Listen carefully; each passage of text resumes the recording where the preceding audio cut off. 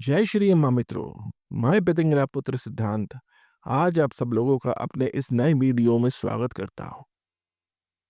मैं अपने श्री गुरुदेव श्री सिद्ध अवगढ़नाथ जी के सानिध्य में मैं आज आप सब लोगों को श्री पितिंगरा जी के एक बहुत ही विचित्र मंत्र के बारे में जानकारी दूंगा।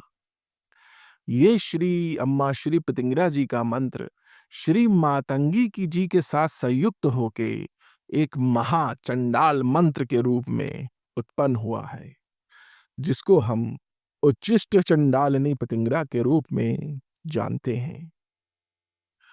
दरअसल उच्चिष्ट चंडालिनी मां मातंगी का ही रूप है और पितिंगरा के साथ मिलकर उच्चिष्ट चंडालिनी पितिंगरा का स्वरूप धारण करती हैं।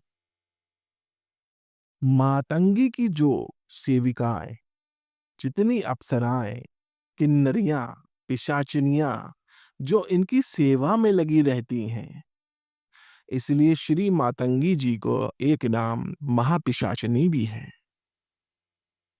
और इसलिए इनका नाम चंडालिनी पड़ा। यानी कि श्री मातंगी जी चंडालिनी के रूप के नाम से जानी जाती हैं।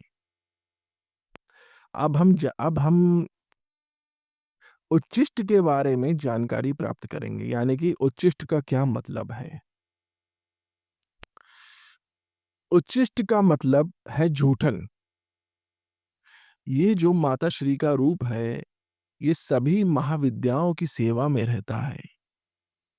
हम लोग गलती ये करते हैं कि उच्चिष्ट चंडालिनी को सरस्वती समझकर मातंगी समझ लेते हैं, लेकिन ऐसा नहीं है। ये शमशानिक साधना है, इनका भोग तामसिक है।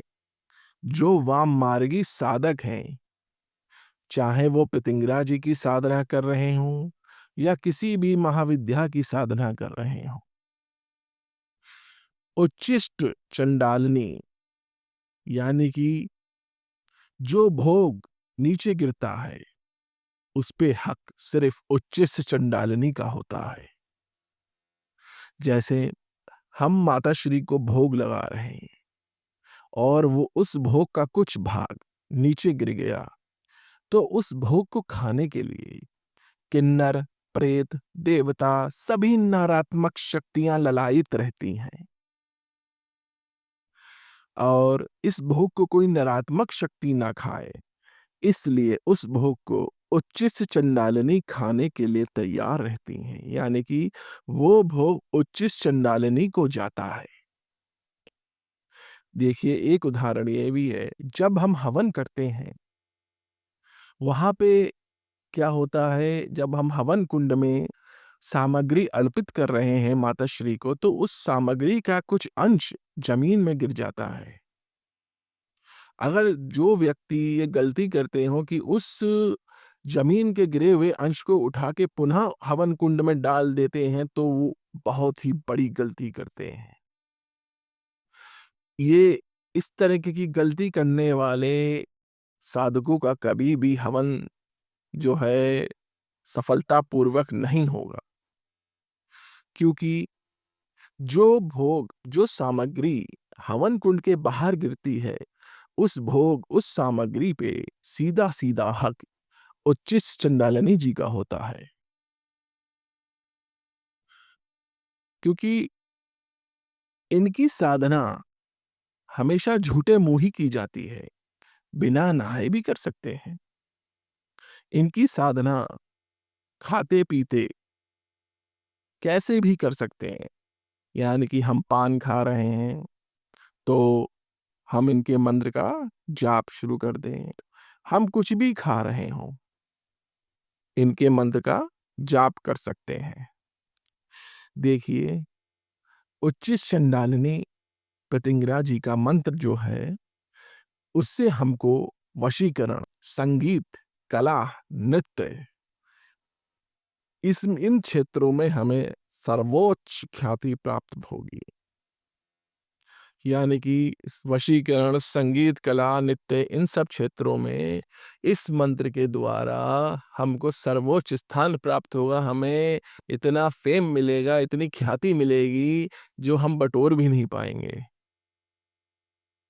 लेकिन बिना गुरु के सानिध्य में ये मंत्र कभी भी नहीं करना चाहिए। देखिए, समझिए इस बात को, इनकी साधना बिल्कुल सरल नहीं है। यह मंत्र इतना सरल नहीं है। देखिए, सरल होता तो हर कोई कर लेता, हर कोई। समझिए, मुश्किल यहाँ पर है, ये मंत्र वशीकरण का मंत्र है, आकर्षण का मंत्र है। ये मंत्र समूह को वशीकरण कर लेता है, जो किसी व्यक्ति को भी वशीकरण में कर ले। ये बहुत ही शक्तिशाली मंत्र है। तो ये इतना शक्तिशाली मंत्र सरल कैसे होगा? इनके साथ जो सेना चलती है, वो सब सब रक्त पिशाचिनियाँ हैं। बिना गुरु के माध्यम से जिस इस मंत्र का जाप करने वाले साधक का रक्त, ये रक्त पिशाचिनियाँ पीने लगती हैं। इसलिए गुरु परंपरा के बिना इस मंत्र का जाप बिल्कुल नहीं करना चाहिए। ये मंत्र सिर्फ उच्च साधकों के लिए है। उच्चिष्ट चंडालिनी प्रतिंग्रा जी का जो मंत्र है, वो हम इसमें कोई विधि नहीं, ना माला, ना आसन, कहीं भी कुछ भी हमें किसी चीज़ की भी किसी भी तरीके की कोई विधि, ना कोई अनुष्ठान, ना कोई हमें संख्या निर्धारित करनी है कि हमें इतना ही मंत्र जाप करना है, इतना कुछ नहीं, ऐसा कुछ नहीं। अगर हम किसी गुरु के माध्यम से ये मंत्र हमें मिल जाए और हम इसके मंत्र का जाप करने लगे, तो हम इसको किसी भी तरीके से भी कर सकते हैं, लेकिन ये मंत्र सिर्फ़ वामाचारी या कौल मार्गी साधकों के लिए है। क्यों इसमें झूठे मुँह, झूठे हाथ, इस मंत्र का जप या अनुष्ठान यही नियम है इसका। इस मंत्र को हम अमावस्या से शुरू कर सकते हैं। जहाँ हम खाए-पिए, जहाँ बैठे हम इस मंत्र का जाप कर सकते हैं। जैसे चाहे वैसे हम इस मंत्र का जाप कर सकते हैं।